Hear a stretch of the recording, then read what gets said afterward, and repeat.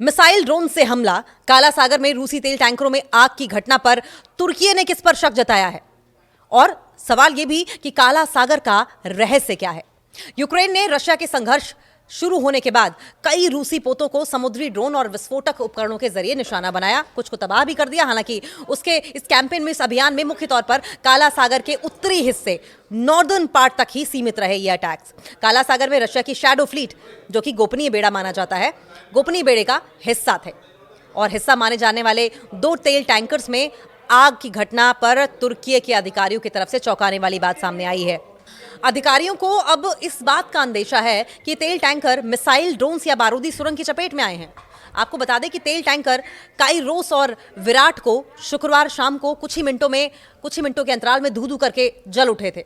इसके बाद राहत और बचाव अभियान शुरू किए गए और दोनों जहाजों के सभी क्रू सदस्य सुरक्षित बताए गए। इस पर अब तुर्की के परिवहन और इंफ्रास्ट्रक्चर मामलों के मंत्री हैं अब्दुल कादिर उरालोगलू। इन्होंने बताया कि राहत सेवाओं को पहले सूचना मिली कि काइरोस शायद किसी बारूदी सुरंग से टकराया है और उसके बाद तुरंत बाद विराट पर विस्फोट की खबर मिली। उरालोगलू ने जानकारी दी और बताया कि हमारी टीमों ने संकेत दिए कि दूसरे जहाज पर भी विस्फोट हुए हैं और यह बाहरी हस्तक्षेप के कारण हुआ है। कोई बाहरी इसमें मौजूद है, कोई अंदर की खामी या कोई टेक्निकल फॉल्ट नहीं है। उन्होंने कहा कि बाहरी हस्तक्षेप के रूप में जो बातें पहले दिमाग में आती हैं वो ये कि बारूदी सुरंग, मिसाइल, समुद्री पोत या ड्रोन, अभी हमारे पास ज्यादा पुख्ता जानकारी अभी नहीं है। ओपन सैंक्शंस डेटाबेस, जो कि प्रतिबंधों को, जो कि सैंक्शंस को, बैन को चकमा देने वाले व्यक्तियों और संस्थाओं की निगरानी करता है, उसके मुताबिक ये तेल टैंकर रशिया पर लगाए गए सैंक्शन से बचने के लिए इस्तेमाल किए जाने वाली शैडो फ्लीट का हिस्सा थे। यूक्रेन ने रशिया से संघर्ष शुरू होने के बाद कई रूसी पोतों को समुद्री ड्रोन और विस्फोटक उपकरणों के जरिए निशाना बनाया था। हालांकि उसके अभियान मुख्य तौर पर काला सागर के नॉर्दर्न पार्ट तक ही लिमिटेड थे। तुर्की के समुद्री मामलों के महानिदेशालय के मुताबिक गाम्बिया के झंडे वाला काइरोस तट से लगभग 28 नॉटिकल मील यानी कि लगभग 52 किलोमीटर दूर काला सागर में आग की चपेट में आया। वो रशिया के नोवरोसिस्क बंदरगाह की ओर जा रहा था और खाली था।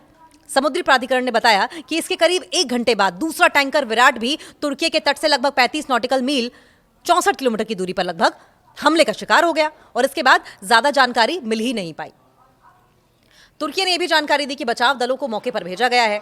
विराट पर सवार सभी 20 क्रू सदस्यों को सुरक्षित निकाल लिया गया। हालांकि इंजन रूम से घना धुआं उठने की वजह से काफ़ी दिक्कतें सामने आई। इंजन रूम से घना धुआं उठने की जानकारी मिली। वहीं काइरोस पर सवार 25 क्रू सदस्यों को सुरक्षित बचा लिया गया है, रेस्क्यू कर लिया गया उनका। वेसल फाइंडर वेबसाइट के मुताबिक विराट तेल टैंकर 4 नवंबर को बॉस्फोरस के उत्तर में लंगर डाले हुए था, जबकि काइरोस की आखिरी ज्ञात लोकेशन 26 नवंबर को दार्डानेल्स जलडमरू मध्यक्ष के रूप के दक्षिण में दर्ज हुई थी। अब अमेरिका ने इस पर क्या कहा? अमेरिका ने इस साल जनवरी में विराट टैंकर पर सैंक्शंस लगाए थे और इसके बाद यूरोपीय संघ, स्विट्जरलैंड, ब्रिटेन और कनाडा ने भी इस पर सैंक्शंस लगा दिए और इस तरह यूरोपीय संघ ने काइरोस को जुलाई में बैन कर दिया था। इसके बाद ब्रिटेन और स्विट्जरलैंड ने भी इस पर कार्रवाई की। अब यह भी समझिए कि शैडो फ्लीट क्या होती है, कैसे काम करती है ये। ओपन सैंक्शंस के मुताबिक शैडो टैंकर फ्लीट सैंक्शंस को दरकिनार करते हुए, नजरअंदाज करते हुए तीसरे देशों के झंडों का इस्तेमाल करती है और मालिकाना हक छिपाने के लिए काफी जटिल संरचनाएं बुनते हैं ताकि उनकी पहचान उजागर ना हो।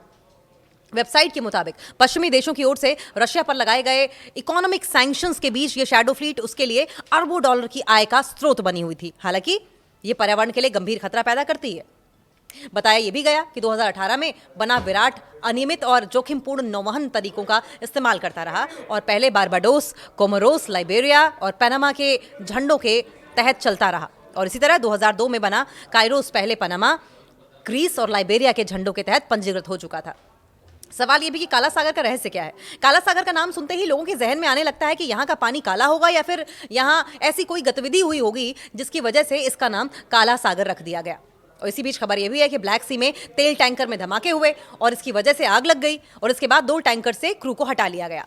काला सागर की बात करें तो यह दुनिया का सबसे खतरनाक समुद्री इलाका है। हालांकि इस सागर से तेल के टैंकर्स की आवाजाही होती है। यहाँ का पानी काफी रहस्यमयी है। सोचिए अगर ब्लैक सागर बंद हो जाए तो तेल कहां से आएगा जाएगा? आइए जानते हैं।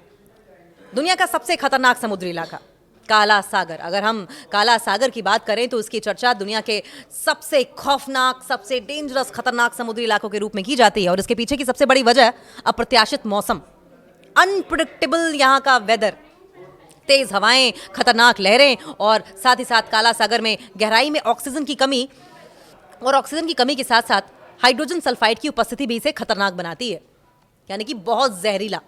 यहाँ का खतरनाक मौसम, काला सागर का खतरनाक मौसम जो है इसे बेहद खतरनाक बना देता है।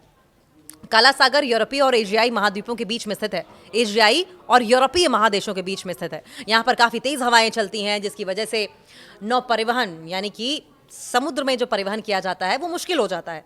इसके अलावा यहाँ की लहरें काफ़ी ज़्यादा भयानक होती हैं, काफ़ी ज़्यादा खतरनाक होती हैं, जो जहाज़ों के लिए घातक साबित होती हैं। कई बार तो बड़े बड़े कंटेनर, बड़े बड़े भारी भरकम जहाज़, बड़े बड़े कार्गोज एक लहर एक बार में पलट कर रख देती है। ऑक्सीजन की कमी बहुत बड़ा कारक है। काला सागर के गहरे पानी में ऑक्सीजन की भारी कमी पाई जाती है। ये कमी पानी में एक मृत क्षेत्र बनाती है और इस मृत क्षेत्र में 90 मीटर के नीचे कोई भी समुद्री जीवन नहीं है। और इसके अलावा पानी की गहराई में ऑक्सीजन की कमी से सड़े हुए पदार्थ और हाइड्रोजन सल्फाइड जमा हो जाते हैं, जो कि इसके पानी के रंग को और ज़्यादा खतरनाक बनाते हैं। हाल के सालों में यहाँ पर तेल रिसाव की भी कई घटनाएं हुई, जिसकी वजह से ये और ज़्यादा खतरनाक हो गया। इसने समुद्री जीवन को भी काफ़ी नुकसान पहुँचाया है। अब सवाल यह है कि अगर ये रास्ता बंद हो जाए तो क्या होगा।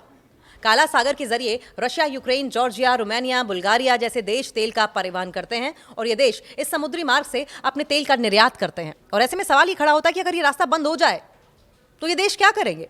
अगर ये बंद हो जाए तो रशिया जैसे देशों को तेल पहुंचाने के लिए दूसरे समुद्री मार्गों की राह देखनी होगी, जिन्हें भूमध्य सागर यानी मेडिटेरियन सी की सहायता लेनी होगी। हालांकि इसका प्रयोग करने से, इसके इस्तेमाल करने से आपूर्ति में देरी होगी, यानी कि तेल को पहुंचाने में देरी होगी और इसकी लागत भी बढ़ जाएगी, खर्चा बढ़ जाएगा। साथ ही साथ तेल की खपत कम करनी पड़ेगी और तेल की कीमतों में तेजी से उछाल आ जाएगा। और इतना ही नहीं, वैश्विक संतुलन बिगड़ जाएगा। वर्ल्ड लेवल पर जो बैलेंस बना हुआ है वो बैलेंस खराब हो जाएगा। कुल मिलाकर ये कह सकते हैं कि अगर ये रास्ता बंद हो जाए तो देश भर के देशों में, दुनिया भर के देशों में आपूर्ति पहले जैसी नहीं रहेगी।